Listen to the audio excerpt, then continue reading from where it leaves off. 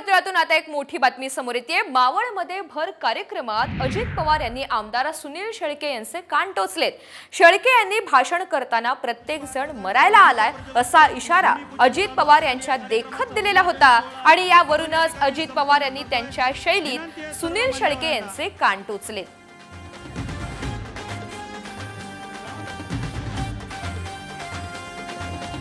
राणेसाहेब फक्त एक छत्रपती शिवाजी महाराजांची घोषवाजी महाराज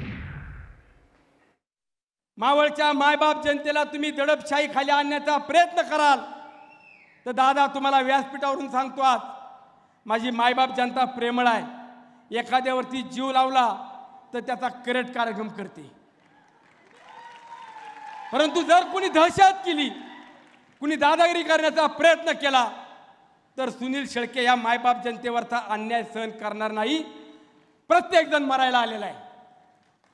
आज जरा आमचा सुनील जरा गाडी गरम होती, जरा सबुरीने घ्यायचं। आपल्याला सगळ्यांची गरज आहे, आपल्याला उगीच कोणाला नाराज करायचं नाही, कारण त्याच्यातनं फार काही साध्य होत नाही। एक गोष्ट खरी आहे, खूप काम केलं आणि जर कुठेतरी त्रास व्हायला लागला तर मनाला वेदना होतात, मनाला दुःख होतं।